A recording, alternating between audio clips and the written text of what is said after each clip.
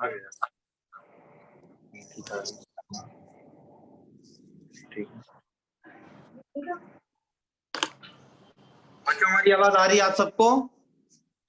एक fresh start लेते हैं। अलग क्या बच्चों, आपको हमारी आवाज आ रही है? अंकित और Alfiya? Yes sir. Yes sir. बेटा मैं आज एक जनरल टॉपिक लेकर के चल रहा था, वो था हमारा मेटाबॉलिज्म। मेटाबॉलिज्म के बारे में हमने बताया अभी बच्चों को कि मेटाबॉलिज्म एक्चुअल में है क्या। भाई जिसको इसको आना जल्दी जल्दी आ जाए।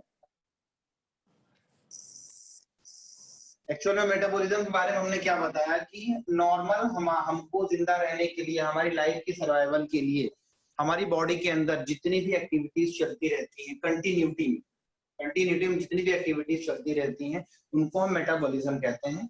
अब उन मेटाबॉलिज्म को हम बाद में डिफाइन करेंगे, कितने टाइप के होते हैं, कैसे होते हैं और इनमें क्या क्या होता है। ठीक है, तो आप देखिए एक्चुअल में मेटाबॉलिज्म है क्या। मेटाबॉलिज्म आपका है all the chemical reactions that is involve to maintaining the living state. देखिए हमने लिविंग स्टेट को एनसर्कल किया हुआ है। यहाँ पर इंपॉर्टेंट पॉइंट क्या है कि लिविंग स्टेट को मेंटेन करने के लिए, लिविंग स्टेट किसकी? लिविंग स्टेट हमारी सेल की, लिविंग स्टेट या किसी ऑर्गेनिज्म की। ठीक है, हम जानते हैं कि सेल को क्या कहा जाता है? सेल को कहा जाता है बेसिक यूनिट ऑफ लाइफ। ये हम बहुत प्रॉपर्ली जानते हैं। तो जब भी कभी भी डैमेज होता है हमारी बॉडी के अंदर, वो सेलुलर लेवल पर डैमेज स्टार्ट होता है। जब भी कभी हम जो है न्यूट्रिएंट्स लेते हैं, जब भी कभी हम ऑक्सीजन को अंदर लेते हैं, ऑक्सीजन का यूटिलाइजेशन करते हैं या कार्बोहाइड्रेट का यूटिलाइजेशन करते हैं, वो सब किस लेवल पर होता है? वो होता है हमारे सेलुलर लेवल पर, यानी सेलुलर लेवल पर हम बात करते हैं। यानी यहाँ पर हमने कहा कि chemical reaction which is involve to maintain the living state, इसका living state of the cell और ऑर्गेनिज्म। तो वो सारे के सारे केमिकल रिएक्शंस जो हमारी बॉडी में लिविंग स्टेट को मेंटेन करने के लिए हो रहे हैं, उनको हम क्या बोलते हैं बेटा? मेटाबॉलिज्म हम कहते हैं। और ये मेटाबॉलिज्म को हमने रिलेट करना है किससे? बायो एनर्जेटिक्स से। आपने इसका नाम थोड़ा सुना होगा, बहुत हल्के फुल्के जो है उसमें मैं बताऊंगा आपको कि बायो एनर्जेटिक्स एक्चुअल में है। बायो एनर्जेटिक्स जो होता है बेटा, इसका रिलेशन हम डायरेक्टली किससे करते हैं? न्यूट्रिएंट से करते हैं। और न्यूट्रिएंट्स का रिलेशन किससे होता है? न्यूट्रिशन से होता है। और हमारा आपका जो न्यूट्रिशन है वो किस टाइप का न्यूट्रिशन है? किस टाइप का न्यूट्रिशन है हमारा आपका? वो न्यूट्रिशन है हमारा हेटेरोट्रॉपिक न्यूट्रिशन। ठीक है, दो टाइप के न्यूट्रिशन होते हैं ना, हेटेरोट्रॉपिक न्यूट्रिशन। तो जो भी बेटा हम चीजों को लेते हैं, चीजों को हम खाते हैं, उनका यूटिलाइजेशन किस तरीके से होता है, उसको मेटाबॉलिज्म और बायो एनर्जेटिक्स से हम उसको मिला करके देखते हैं। ठीक है, आगे हम आपको बताते हैं कि एक्चुअल में मेटाबॉलिज्म को किस तरीके से जो है हम डिफाइन करते हैं। डेफिनेशन तो हमने देख ली। तो बेटा ये जो हमारा मेटाबॉलिज्म है,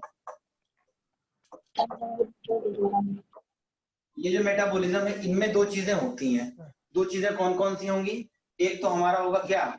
एक तो हमारा होगा एनाबॉलिज्म, नाम सुना होगा आपने, और दूसरा आपने सुना होगा कैटाबॉलिज्म।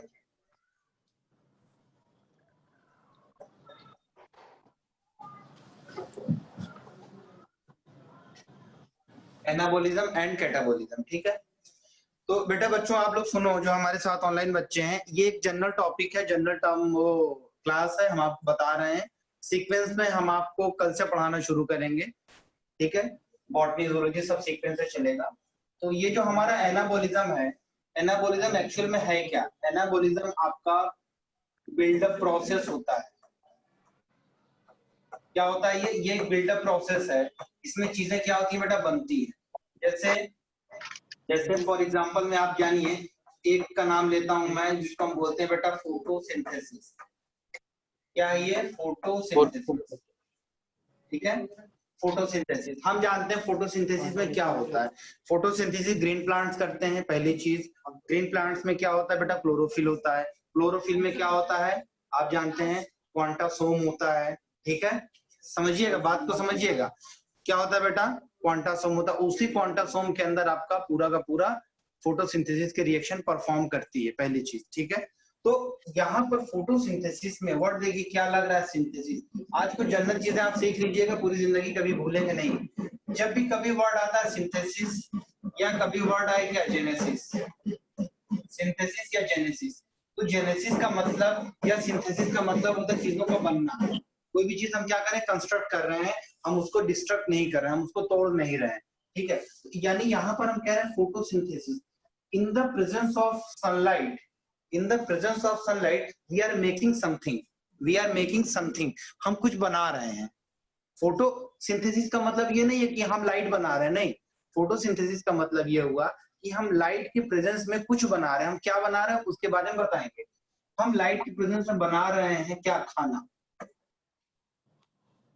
लाइट के प्रेजेंस में हम क्या बना रहे हैं, खाना। और ये खाना हमारा क्या है बेटा, ये हमारा खाना है कार्बोहाइड्रेट।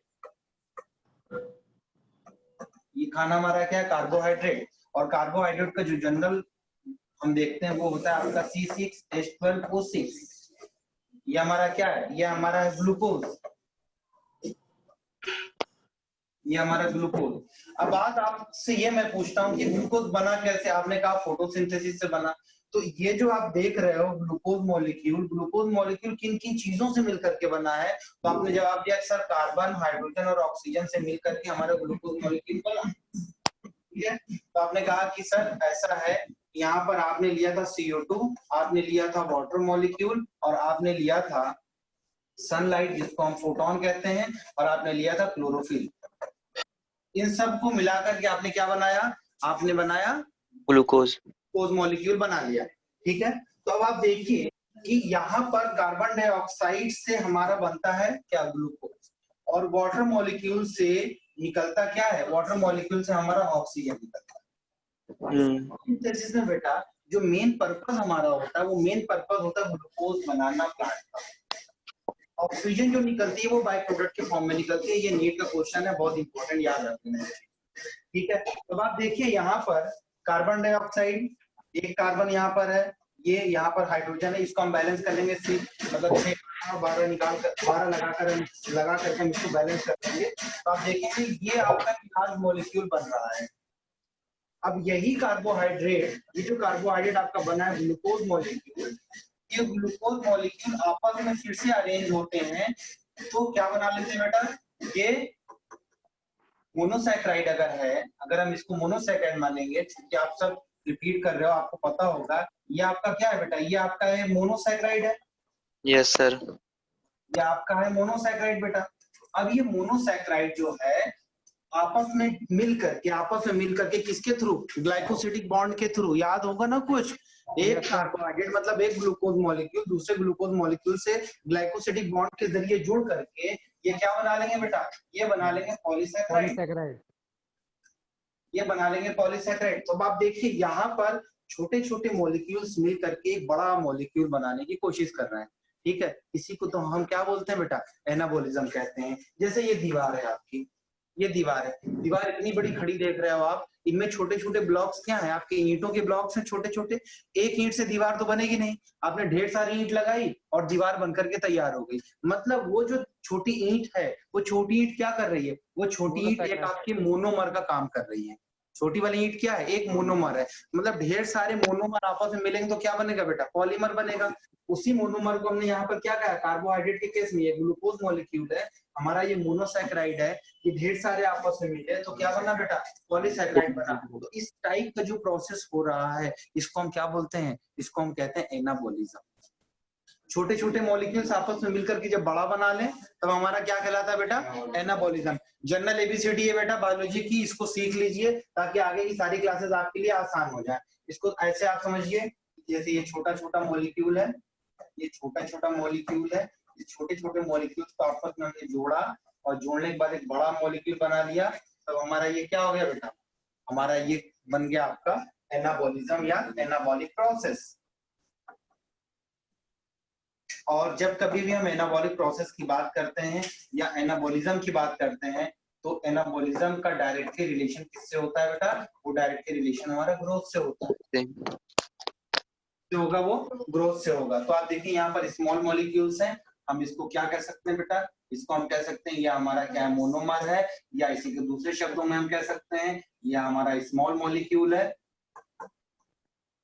ठीक है, और ये क्या बन गया बेटा, एक लार्ज मॉलिक्यूल बन गया। इसका बेस्ट एग्जांपल हमने आपको बताया क्या, इसका बेस्ट एग्जांपल हमने दिखाया आपको पॉलीसैकेराइड का फॉर्मेशन, यानी कि ग्लूकोज की सिंथेसिस होने के बाद उसका आपस में क्या होना है, एक साथ जुड़ना, जुड़ने के बाद उनका पॉलीसैकेराइड के फॉर्म में आना। एक चीज और मैं बताऊंगा आपको, इसको लिखते हुए चलिएगा आप लोग कि बेटा ये जो ग्लूकोज की सिंथेसिस हमारे प्लांट्स में होती है, नीट का बहुत पेटेंट क्वेश्चन है ये, ग्लूकोज की सिंथेसिस होती है, ग्लूकोज की सिंथेसिस होती है, लेकिन इस ग्लूकोज का जो ट्रांसलोकेशन होता है या ट्रांसपोर्टेशन होता है,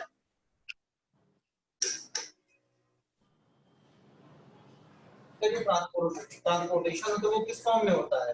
इसका ट्रांसपोर्टेशन आपका सुक्रोज के फॉर्म में होता है, सुक्रोज के फॉर्म में इसका ट्रांसपोर्टेशन होता है। और किसके थ्रू ट्रांसपोर्टेशन होता है बताओ बच्चों?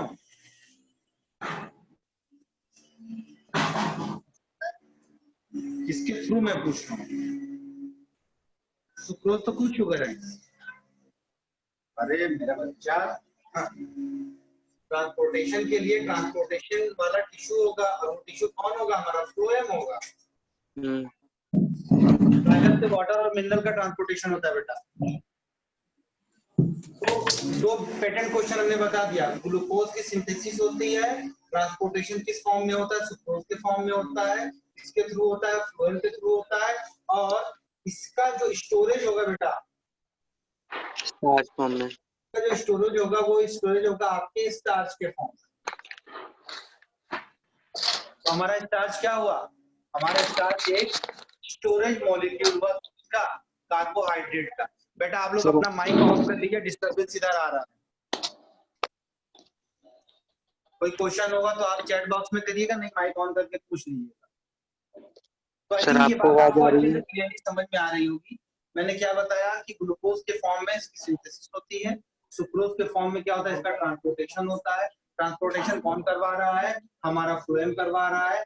और इसका स्टोरेज किस फॉर्म में हो रहा है? स्टार्च के फॉर्म में इसका स्टोरेज हो रहा है। ये नीट के बड़े बेसिक क्वेश्चंस हैं, ठीक है।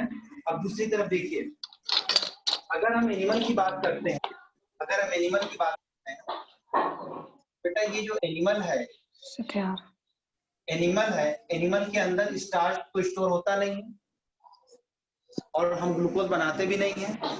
हम ग्लूकोज को क्या करते हैं? In the form of starch या सुक्रोज, इस सब के फॉर्म में हम क्या करते हैं? हम कंज्यूम करते हैं। कंज्यूम करने के बाद उसका डाइजेशन होता है। डाइजेशन होने के बाद क्या मिलता है? हमें ग्लूकोज मिलता है। क्या मिलता है? हमें ग्लूकोज मिलता है, ठीक है। बेटा हमें आपको म्यूट करना पड़ेगा, आप लोगों से मैं कह रहा हूँ। नेहा गिरी, आप अपना माइक क्यों ऑफ नहीं कर रही हैं?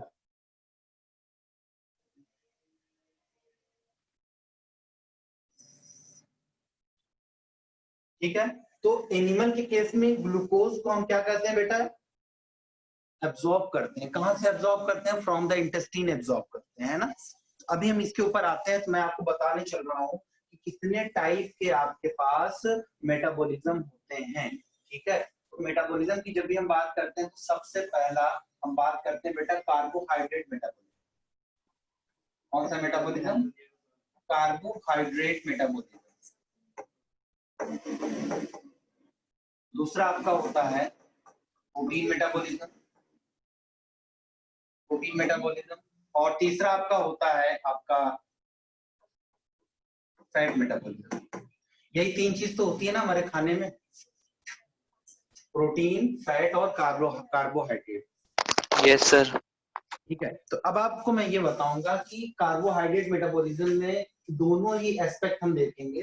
कौन कौन से एस्पेक्ट देखेंगे बेटा? हम देखेंगे एनाबॉलिज्म देखेंगे, हम देखेंगे कैटाबॉलिज्म देखेंगे। प्रोटीन के केस में भी हम दोनों चीज देखेंगे, एनाबॉलिज्म और कैटाबॉलिज्म। फैट के केस में भी हम देखेंगे एनाबॉलिज्म और कैटाबॉलिज्म। और फिर इन तीनों मेटाबॉलिज्म को हम रिलेट करेंगे किससे? सेलुलर रेस्पिरेशन से, ठीक है। कंसेप्ट को समझिएगा। देखिए, जब भी कभी हम कार्बोहाइड्रेट मेटाबॉलिज्म की बात करते हैं बच्चे, तो कार्बोहाइड्रेट में जो हमको यूटिलाइज करना होता है, वो यूटिलाइजेशन वाला कार्बोहाइड्रेट हमारा होता है ग्लूकोज। चाहे वो प्लांट की केस की बात करें, चाहे हम एनिमल केस की बात करें, प्लांट और एनिमल में जो यूटिलाइजेशन होता है थ्रू द सेलुलर रेस्पिरेशन या through the aerobic respiration, lower class में एनारोबिक रेस्पिरेशन भी होता है, तो जिनका भी यूटिलाइजेशन होता है वो होता है हमारा ग्लूकोज। और ग्लूकोज हमारा क्या है बेटा? एक टाइप का मोनोसैकेराइड है, ठीक है। अब आप देखिए ग्लूकोज जो होता है इसका स्टोरेज होता है किस फॉर्म में बेटा, ग्लाइकोजन के फॉर्म में। किसके फॉर्म में, ग्लाइकोजन के फॉर्म में in the case of animal, ठीक है। ग्लूकोज का स्टोरेज होता है स्टार्च के फॉर्म में in the case of plants, ठीक है। तो ग्लूकोज का ग्लाइकोजन में जो कन्वर्जन हो रहा है इस प्रोसेस को हम बोलते हैं ग्लाइको प्लस जेनेसिस। हमने कहा था कि जहां पर वर्ड जेनेसिस लग जाए वहां पर चीजें क्या होती, बन रही, ठीक है।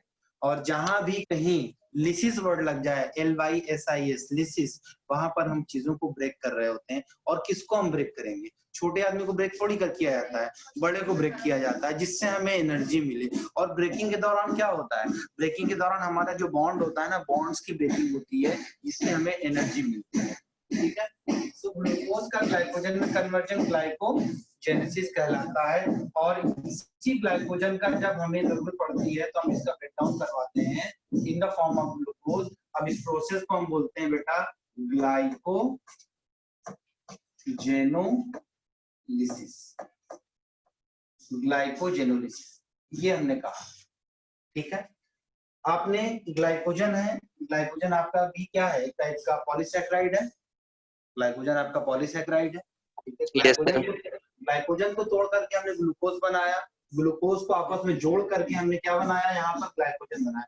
यहाँ पर तोड़ना है, इसको तोड़ेंगे तो ग्लूकोज मिलेगा और ग्लूकोज को जोड़ेंगे तो ग्लाइकोजन मिलेगा। तो एक तरफ हम तोड़ रहे हैं, एक तरफ क्या कर रहे हैं बेटा, जोड़ रहे हैं। ये इस कंसेप्ट का आप हमेशा याद रखिएगा, ठीक है। अब दूसरी तरफ क्या है कि अगर ग्लूकोज की सिंथेसिस इन कार्बोहाइड्रेट्स के अलावा किसी दूसरे सब्सटेंसेस से हो, ग्लूकोज की सिंथेसिस या ग्लूकोज का फॉर्मेशन अगर कार्बोहाइड्रेट के अलावा किसी दूसरे सब्सटेंसेस से हो, तब हम उसको ग्लाइकोजेनोलिसिस नहीं कहेंगे, तब हम उसको बोलेंगे ग्लूकोनियोजेनेसिस। जैसे फैट से, जैसे प्रोटीन के ब्रेकडाउन से, जैसे आपके ऑर्गेनिक एसिड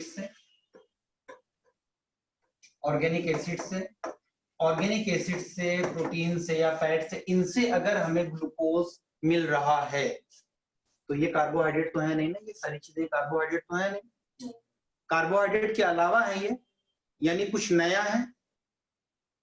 है। इसीलिए इस वाले प्रोसेस को हम बोलते हैं बेटा ग्लूकोनियोजेनेसिस, ठीक है। तो यहाँ पर आप देखिए कैटाबॉलिज्म और एनाबॉलिज्म दोनों आपको दिखाई पड़ रहा है, ठीक है। यानी यहाँ पर ग्लाइकोजेनेसिस देखिए, ये भी एक एनाबॉलिज्म है, लेकिन आप यहाँ पर देखिए ग्लाइकोजेनोलिसिस ये आपका कैटाबॉलिज्म है, यानी कि ब्रेकडाउन प्रोसेस है। फैट आपका क्या है, लार्ज मॉलिक्यूल है, प्रोटीन आपका लार्ज मॉलिक्यूल है, ऑर्गेनिक एसिड आपका लार्ज मॉलिक्यूल है। यहाँ पर भी ये ब्रेकडाउन प्रोसेस है, लेकिन इस ब्रेकडाउन प्रोसेस में हमें क्या मिल रहा है बेटा, ग्लूकोज मिल रहा है। और ग्लूकोज की synthesis other than the carbohydrate substances से हो रही है, इसीलिए हम इसको क्या बोलते हैं बेटा, ग्लूकोनियोजेनेसिस। और यहाँ पर जो वर्ड लगा था लिसिस का मतलब होता है ब्रेकडाउन, लिसिस का मतलब क्या होता है बेटा, ब्रेकडाउन होना, ठीक है। अब इसी में कुछ और पॉइंट्स हम आपको बताते हैं, ठीक है। तो ये सिंपल सी बात थी, इसमें आप जो है अपने क्या कहते हैं केमिकल कंट्रोल एंड कोऑर्डिनेशन को भी आप इसमें रिलेट कर सकते हो आसानी से। आप जानते हो कि अगर ये जो नॉर्मली ग्लूकोज मॉलिक्यूल है, ग्लूकोज की जो नॉर्मल ब्लड वैल्यू होती है, हमारा ये मान लीजिए ब्लड वेसल्स है, इसमें जो ग्लूकोज की जो नॉर्मल वैल्यू होती है वो आपकी 80 to 120 मिलीग्राम पर 100 ml ऑफ द ब्लड होती है। हम बहुत अच्छे से जानते हैं ये हमारी नॉर्मल वैल्यू है ब्लड ग्लूकोज की। याद रखिएगा आप लोग, नीट का क्वेश्चन बड़ा पेटेंट है ये वैल्यू है। अगर इसकी वैल्यू बेटा 80 से बिलो आती है तो हम इसको क्या बोलते हैं, इस कंडीशन को हम बोलते हैं हाइपोग्लाइसीमिया। सर आवाज नहीं आ रही। आवाज नहीं आ रही, अभी आ रही है? हेलो, मेरी आवाज आ रही बेटा?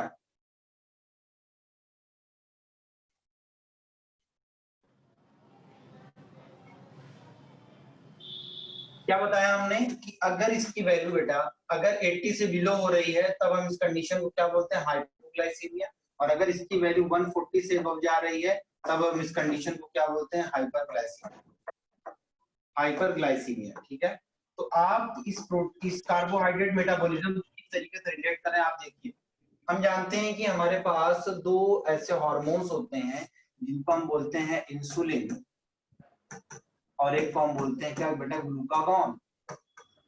ये दोनों कहां से निकलते हैं याद करिए, जल्दी फटाफट बताइए। ये दोनों आपके निकलते हैं आइलेट्स ऑफ लैंगरेंज से।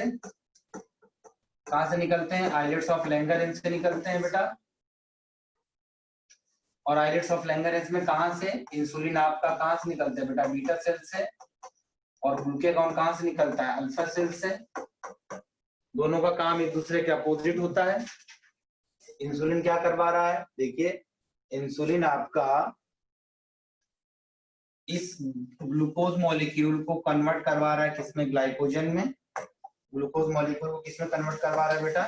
ग्लाइकोजन मॉलिक्यूल में। तो ये काम कौन करवाएगा बेटा? ये काम इंसुलिन करवाएगा। दूसरा, ग्लाइकोजन मॉलिक्यूल को वापस ग्लूकोज में कन्वर्ट करवाने वाला काम कौन करेगा बेटा? ये करेगा हमारा ग्लूकागॉन। ये काम कौन कर रहा है? ग्लूकागॉन कर रहा है। इसके अलावा भी बहुत से हमारे हार्मोन्स होते हैं जो यहाँ पर इन्वॉल्वमेंट होता है, तो मैं बहुत ज्यादा डीप में नहीं जाऊंगा अभी।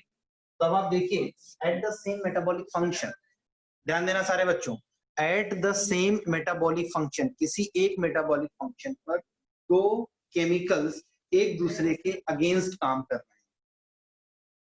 एक क्या कर रहा है? एक क्या कर रहा है? ब्लड ग्लूकोज लेवल को डिक्लाइन करके ग्लाइकोजन में कन्वर्ट करवा रहा है। और एक क्या कर रहा है? ग्लाइकोजन को ब्रेक करके ग्लूकोज के लेवल को बढ़ा रहा है हमारे ब्लड में, है ना। तो इसका मतलब ये हुआ कि ये जो इंसुलिन आपको दिख रहा है, ये इंसुलिन ब्लड ग्लूकोज लेवल को क्या कर रहा है बेटा? ये कम कर रहा है। ग्लूकागॉन क्या कर रहा है? ब्लड ग्लूकोज लेवल को क्या कर रहा है बेटा? ज्यादा कर रहा है। ठीक है, इसलिए ये वाला इंसुलिन को हम कह सकते हैं हाइपोग्लाइसीमिक हार्मोन, कह सकते हैं ना। इसको हम क्या बोल सकते हैं? Hypoglycaemic hormone. और इसको हम क्या बोल सकते हैं बेटा? क्योंकि ये बढ़ा रहा है, इसको हम बोल सकते हैं हाइपरग्लाइसेमिक हार्मोन। क्या बोलेंगे इसको हम? Hyperglycaemic hormone. ठीक है, हाइपरग्लाइसेमिक हार्मोन हमने कह दिया। तो सेम मेटाबॉलिक फंक्शन पर both the chemicals, both the hormones are works against to each other. Such type of phenomena is known as the antagonism. NEET का अच्छा क्वेश्चन है ये। इसको हम क्या बोलते हैं बेटा? Antagonism.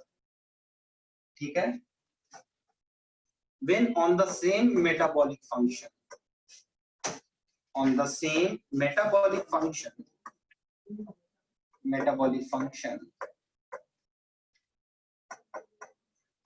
two hormones works against to each other.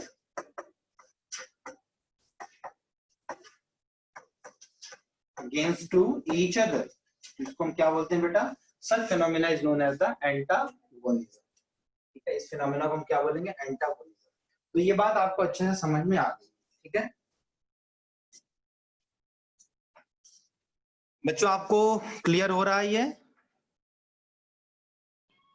Yes, sir. That's good बेटा। Yes, sir. ये जो अभी हम बता रहे हैं ना, Yes, sir. ये बिल्कुल आपकी बायोलॉजी की एबीसीडी है। ये सीख लोगे अच्छे से तो चीजें आसान हो जाएंगी। जैसे कुछ बातें आपको मैं और बताऊंगा कि आपको तो समझ में आएगा। लिसिस का मतलब क्या होता है? टूटना। जेनेसिस का मतलब होता है बनना। ठीक है, ये क्या लिखा हुआ है? सारे एक साथ बोलोगे, क्या लिखा हुआ है? Tommy. टॉमी। टॉमी किसका नाम होता है? Dog. डॉग का नाम। और उसका नेचर क्या होता है? वफादारी करना मत बोलना। Loyal. Loyal. उसका नेचर क्या होता है? कुत्ते का नेचर क्या होता है? काटना होता है ना। अरे भौंकना, वो बुज़दिल कुत्ता भौंकता है, जो काटने वाला होता है काट के भाग जाता है। इसका नेचर होता है काटना। ठीक है, बाइट करना। बाइट का मतलब क्या होता है? आपने सेक्शन काटा, कट सेक्शन काटा। ध्यान से सुनना, आपने किसी चीज को सेक्शन काटा, तभी तो एक ब्रांच आप पढ़ते हो ना, इसका नाम होता है एनाटॉमी।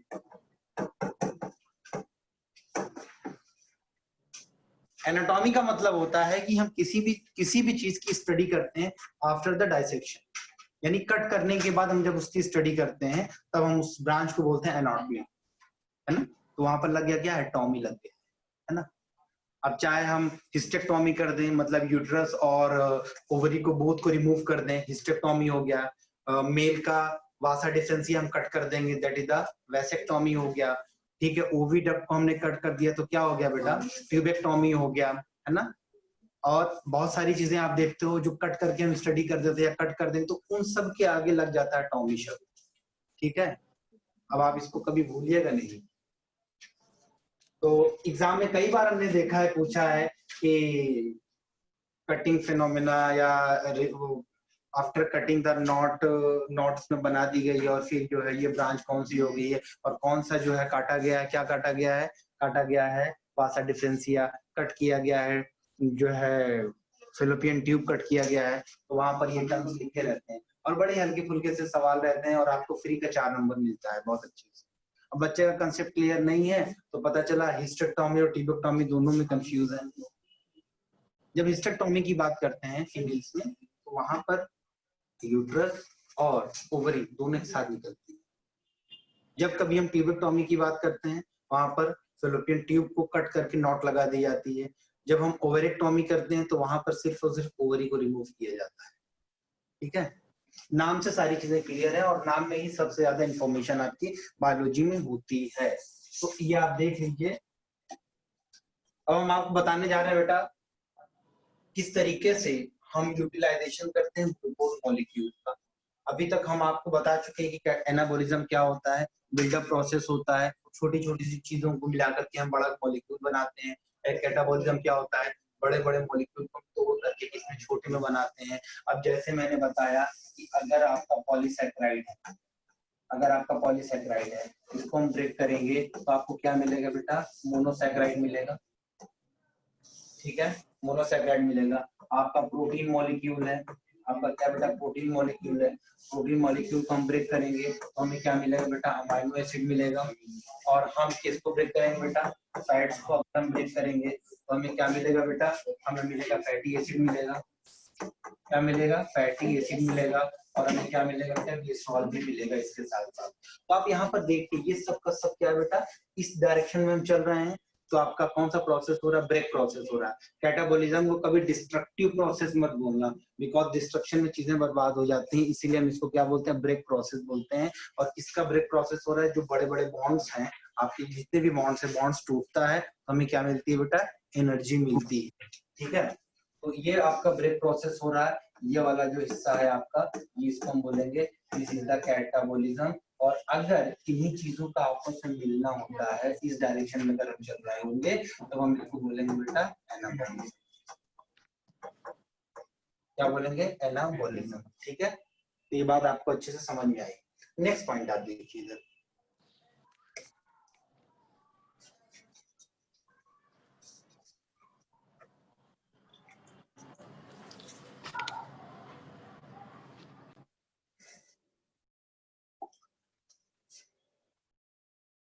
आपने पढ़ा होगा ग्लूकोज का कंप्लीट यूटिलाइजेशन किस तरीके से होता है, क्योंकि हम जानते हैं ग्लूकोज के यूटिलाइजेशन के बाद ही हमें मिलता है एटीपी एनर्जी।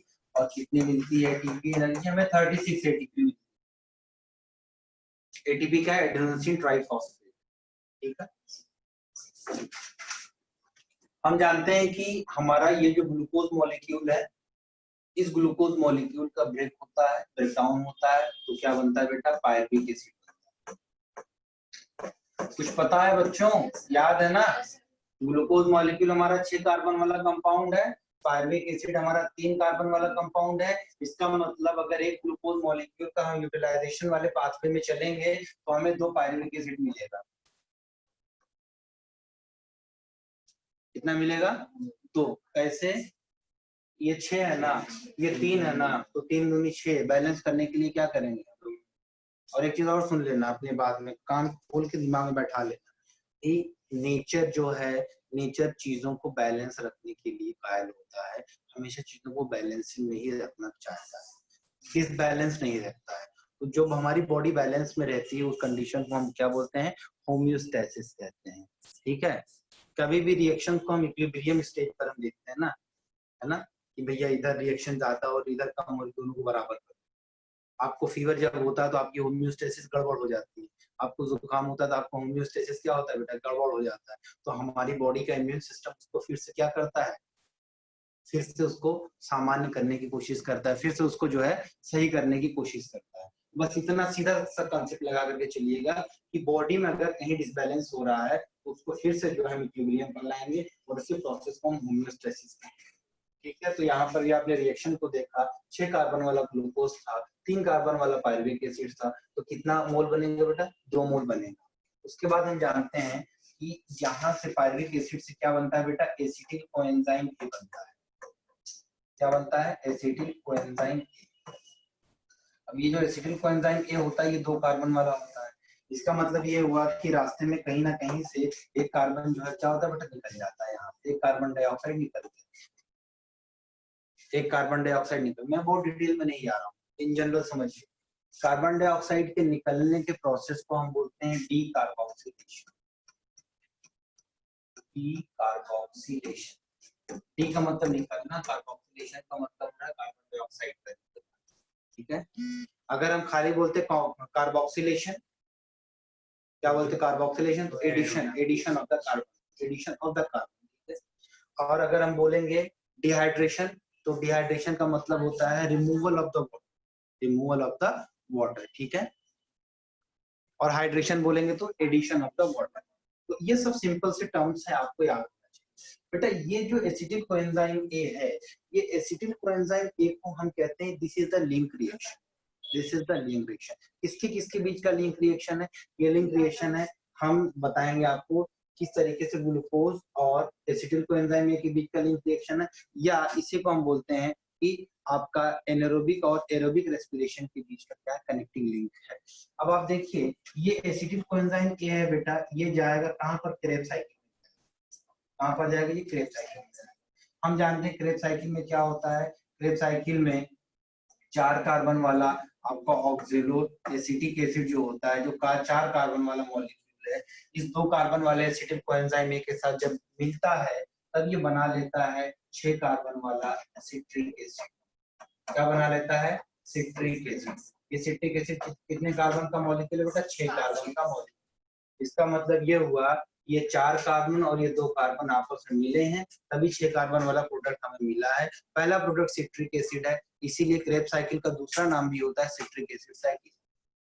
क्या नाम होता है इसका, क्रेब्स साइकिल का नाम सिट्रिक एसिड साइकिल। ये बात आप समझ गए। अब ये सिट्रिक एसिड साइकिल के बाद अब ये पूरे के पूरे क्रेब्स साइकिल के दौरान रिड्यूसिंग एनर्जी बनती है। क्या बनती है बेटा, रिड्यूसिंग एनर्जी बनती है। और वो जो रिड्यूसिंग एनर्जी बनती है किस फॉर्म में बनती है बेटा, NADH प्लस H प्लस के फॉर्म में बनती है। और किसमें बनती है बेटा, FADH2 के फॉर्म में बनती है। इसी NADH H प्लस और FADH2 का इन्वॉल्वमेंट होता है कहां पर बेटा, इलेक्ट्रॉन ट्रांसपोर्ट चेन में।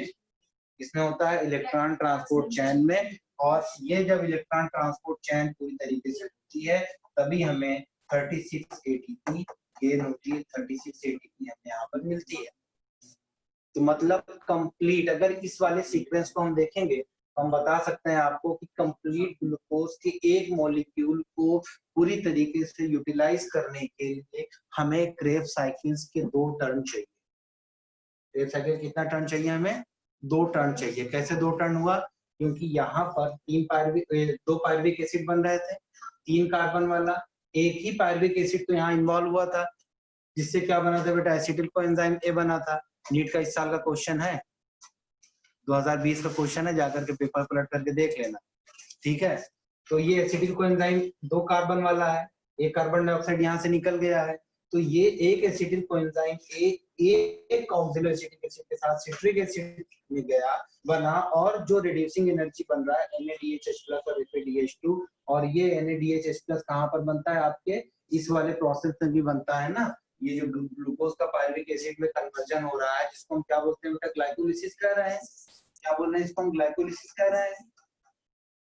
इस दौरान भी बनता है, तो हम आगे पढ़ेंगे इसको। तो ये कंप्लीट जो रिड्यूसिंग एनर्जी बनती है उसको एटीपी में कन्वर्ट करने के लिए थ्रू द प्रोटॉन पंप, जिसको हम केमियोस्मोसिस भी कहते हैं, हम वहां पर देखेंगे, तो इलेक्ट्रॉन ट्रांसपोर्ट चेन में जाता है 36 एटीपी, कुछ बुक्स इसको 38 भी कहती है, तो हमें सिर्फ जाना है एनसीईआरटी पे।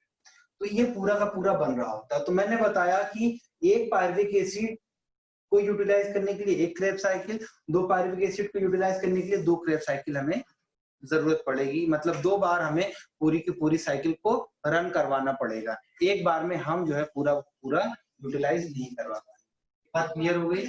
यही सब टेक्निकल चीजें आपके एग्जाम में पूछा जाता है। दूसरा, आप यहाँ पर बोलोगे कि सर अगर ग्लूकोज मॉलिक्यूल अवेलेबल नहीं है तो क्या क्रेब साइकिल नहीं होगी? होगी।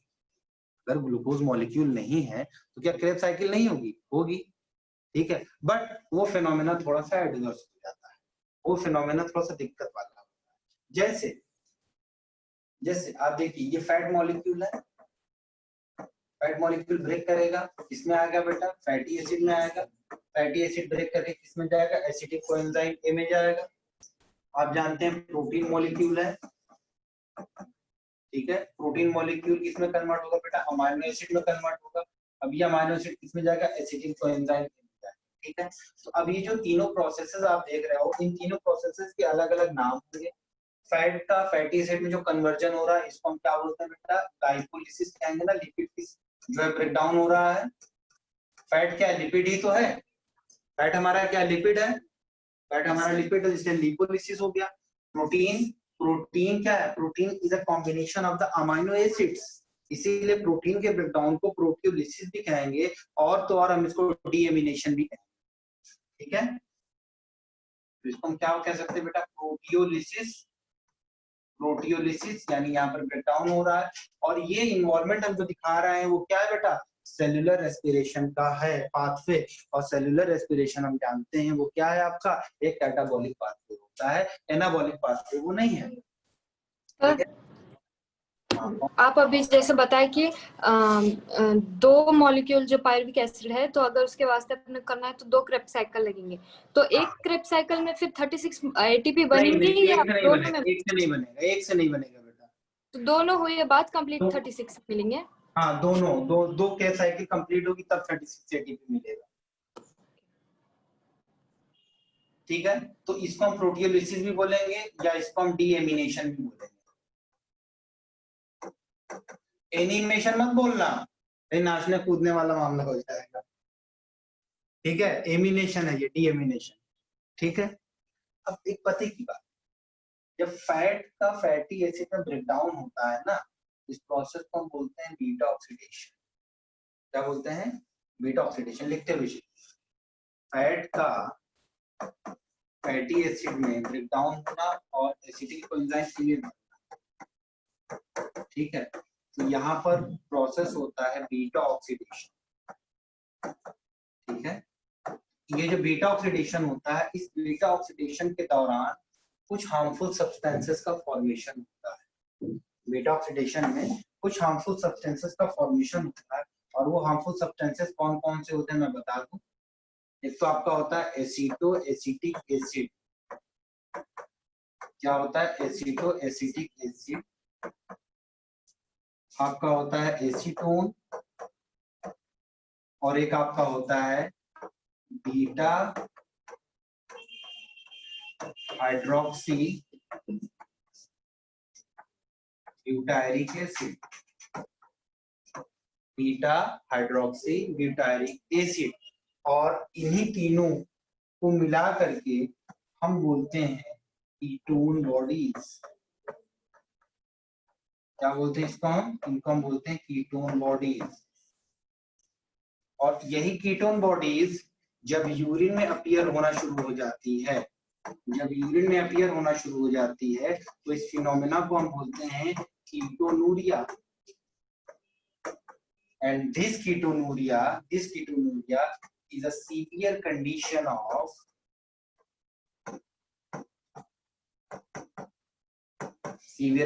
of diabetes mellitus,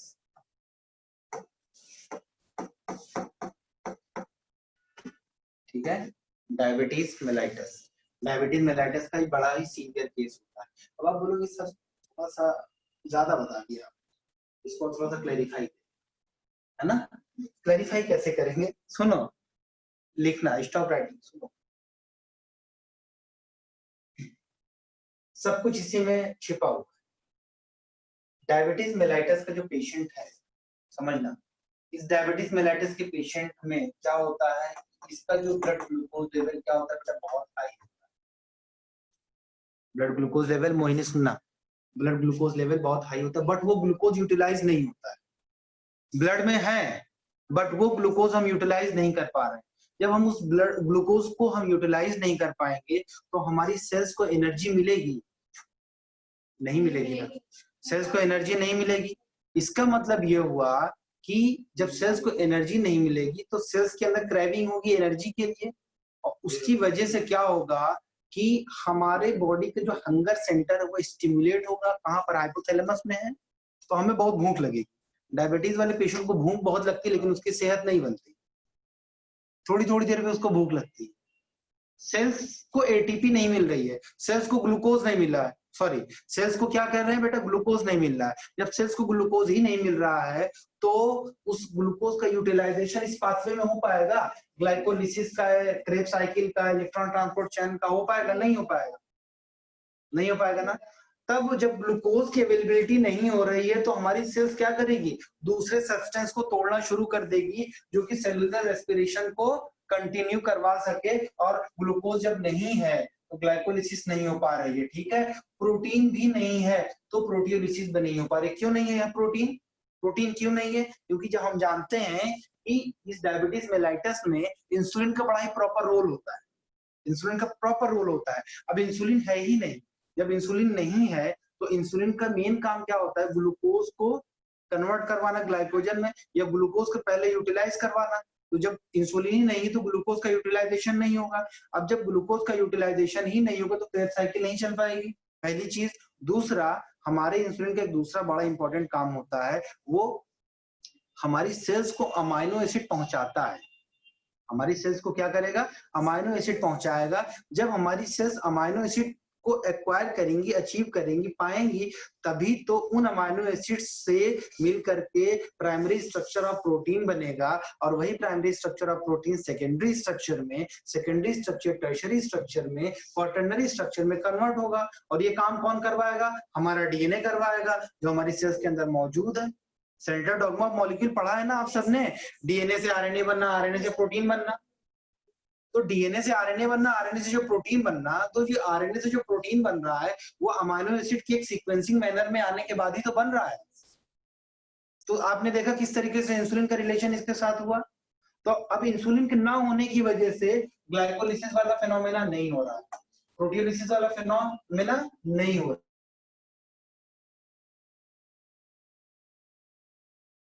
फैट के लिए एक छोटी सी बात आप समझिए, मान लीजिए ये हमारा फैट का मॉलिक्यूल है, ये फैट की सेल एडिपोसाइट्स है। इस एडिपोसाइट्स में पानी पियो, पानी पानी पियो जल्दी से, मुंह मत खोलना भाई, ठीक है, बैठ के ज्वाइन कर रहा है।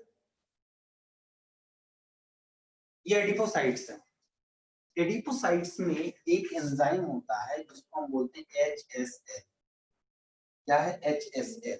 HSL होता है बेटा, ये थोड़ा सा एडवांस चीजें हैं बट आपको इंसुलिन के फंक्शन को समझने के लिए बताना जरूरी है, बीटा ऑक्सीडेशन को बताने के लिए इसको बताना जरूरी है। एनसीईआरटी में नहीं है, मैं पहले से क्लेरिफाई करूं। एक होता है हार्मोन सेंसिटिव, जो मैं आखिरी नाम लिखने जा रहा हूं इसके ऊपर ध्यान दीजिएगा, नाम है लाइपेज।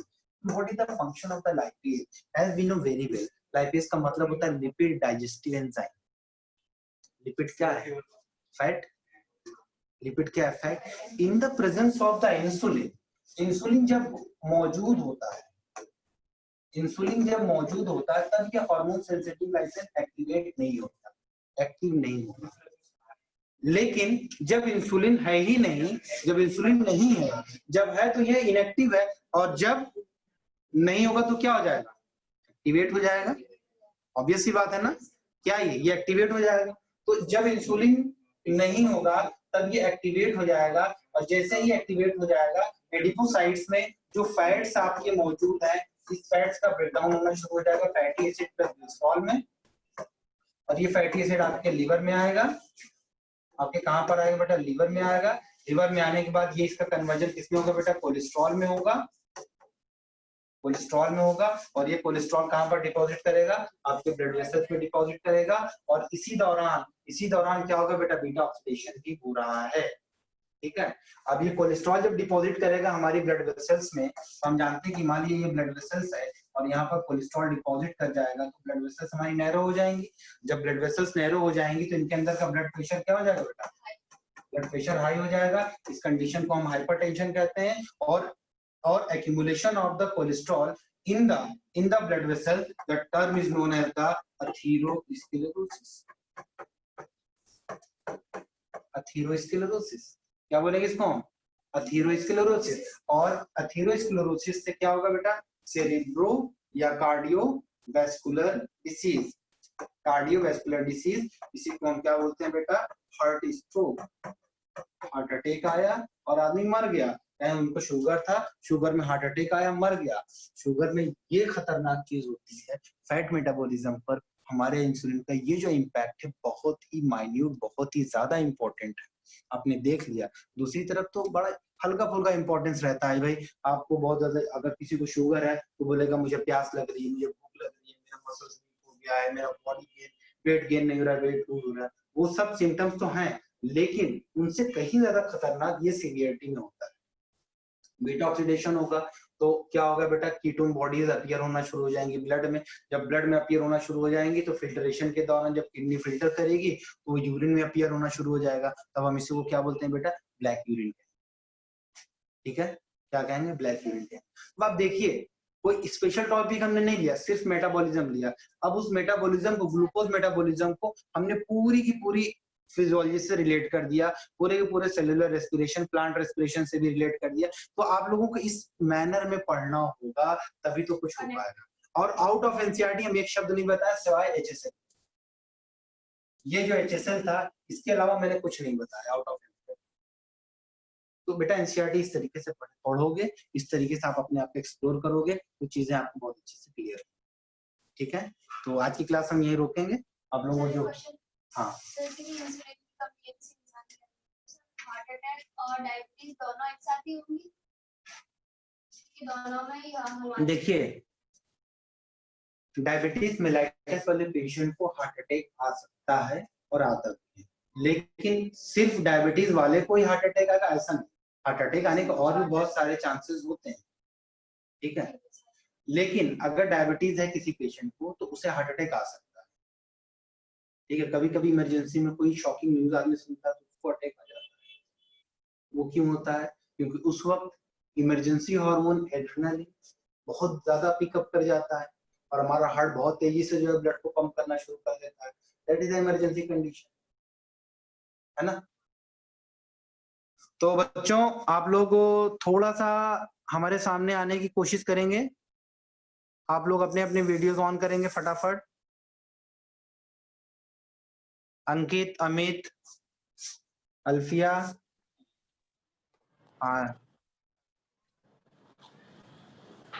नेहा। नेहा बेटा, आपको कुछ चीजें समझ में आई? आपको अनम्यूट करो पहले। आप अनम्यूट करो अपने आप को। यस सर, आया। Very good. अंकित, आप बताएं बेटा। Yes sir.